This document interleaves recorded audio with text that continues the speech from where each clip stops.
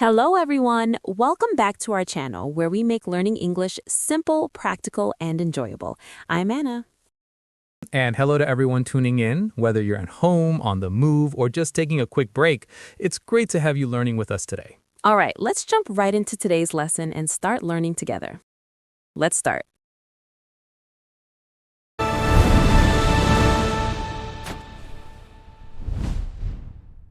Hello, everyone. Welcome back to the English Learning Podcast, the show that helps you improve your English in a natural and enjoyable way. I'm Anna. Hey, Jack, how's your day going? Hey, Anna. Hi, everyone listening. Hey, Jack. Honestly, it's been really productive. I spent the morning reviewing some interesting language learning research, which is perfect timing because of today's topic. Oh, that's great. Yes, today we're diving into something that I think many of our listeners struggle with. Let me guess. Thinking in English? Exactly. Today's episode is all about how to train your brain to speak in English naturally without constantly translating in your head.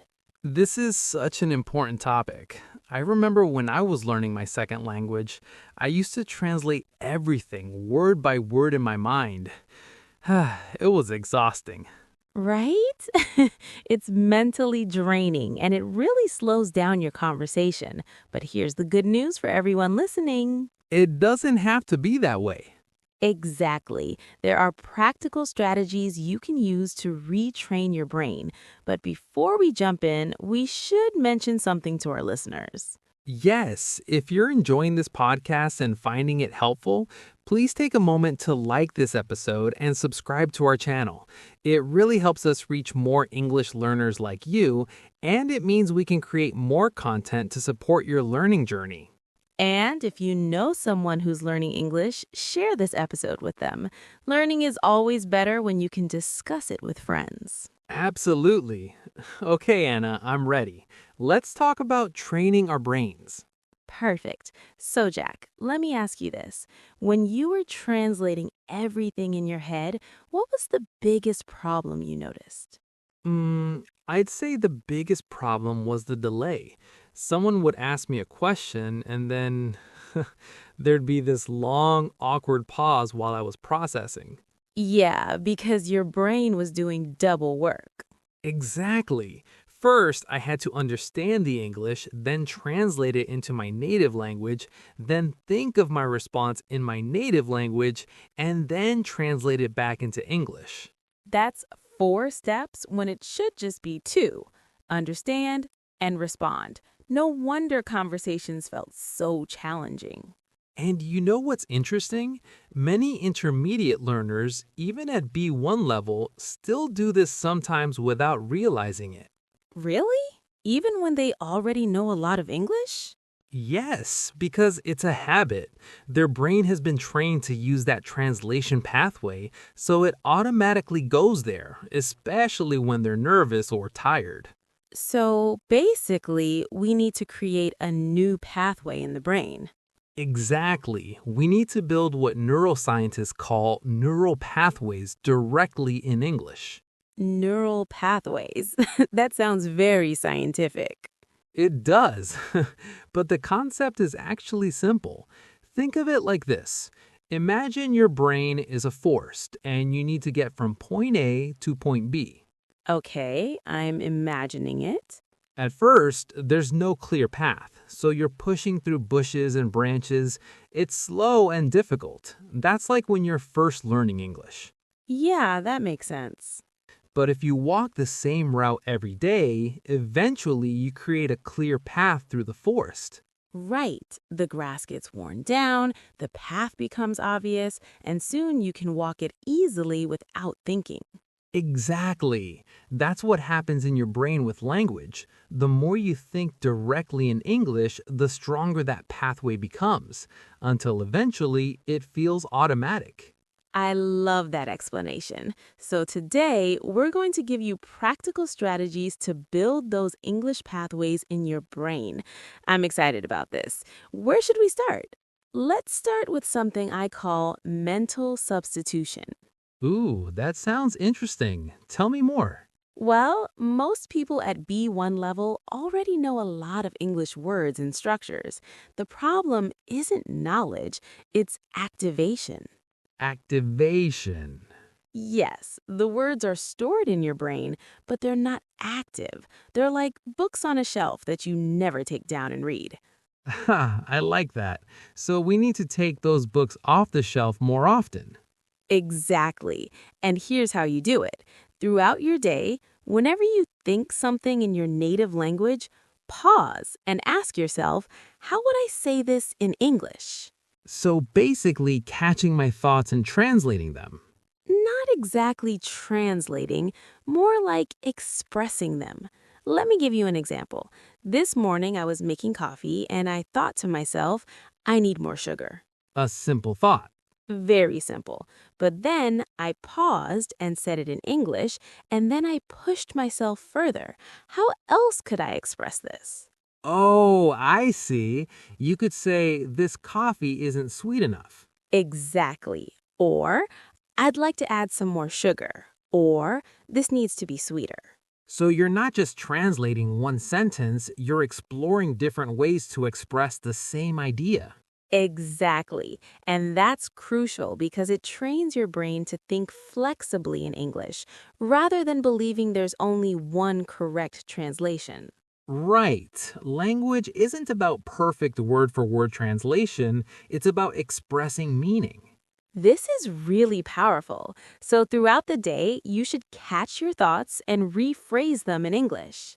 And here's the key part, don't just do it once. Try to come up with 2 or 3 different ways to say the same thing. That makes the neural pathways even stronger. Exactly. And it also prepares you for real conversations because in real life, you often need to rephrase if someone doesn't understand you. Oh, that's so true. I've definitely been in situations where I said something and the person looked confused, and I had no idea how to say it differently.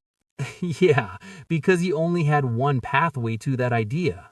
But if you practice creating multiple pathways, then you have options. Exactly. All right, let me give everyone listening a practical exercise for this week. Oh, yes, homework time. Okay, choose 3 daily activities, maybe making breakfast, commuting to work, and getting ready for bed. During each of these activities, narrate what you're doing in your head in English, but challenge yourself to say each action in at least 2 different ways. Ooh, I like that. Can you give us an example? Sure, let's say you're brushing your teeth. You could think, I'm brushing my teeth. And then also, I'm cleaning my teeth or I'm using my toothbrush. So even simple actions get this double or even triple expression. Impressed. Exactly. And after a week of doing this, you'll notice something amazing happening. English starts to flow more naturally because your brain has more routes to access the language. I love this. Okay, so that's our first major strategy, mental substitution with multiple expressions. Now let's talk about something I think is often overlooked, the power of inner monologue. Inner monologue? You mean like talking to yourself? Exactly. And I know some people feel a little weird about this, but honestly, it's one of the most powerful tools for language learning.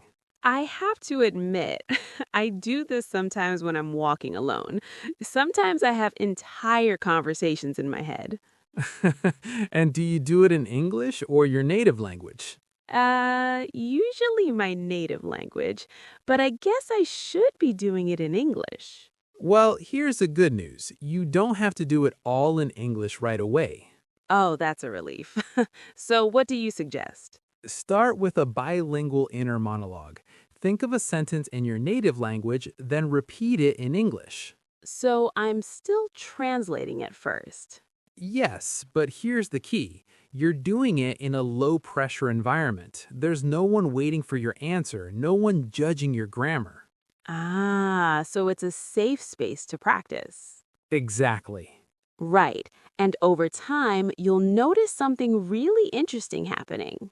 Oh, what's that? The English will start coming first, Smiles.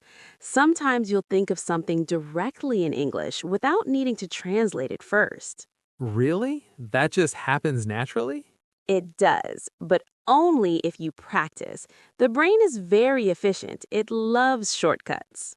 So if I keep using this English pathway, my brain will eventually realize, hey, this is faster than translating. Exactly. Your brain will start to prefer the direct English route because it's more efficient. That's fascinating. So the inner monologue is like a training ground. Yes, and here's another tip. Make it interesting. Don't just narrate boring things.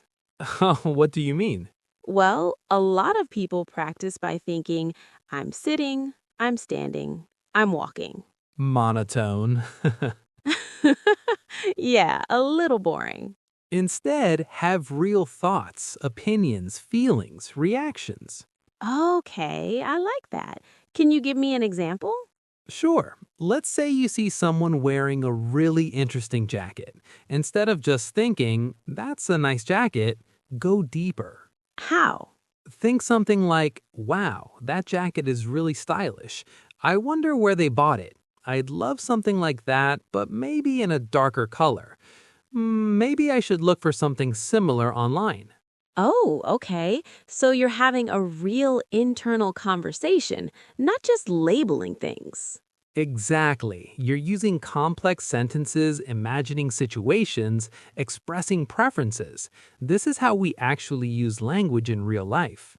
That makes a lot of sense. We don't just label things, we have opinions, make plans, wonder about things. Right. So your inner monologue should reflect real thinking, not just vocabulary practice. Got it. And here's something else that's really powerful. Use your emotions. My emotions? Yes, when you feel frustrated, express that in English in your head, like, this is so annoying, or I can't believe this is happening. Oh, emotional language. Exactly. And when you feel happy, think, this is wonderful, or I'm so glad this worked out. I see what you're doing. Smiles. You're connecting emotions with English expressions. Yes, and that's powerful because emotions create strong connections in the brain. So when language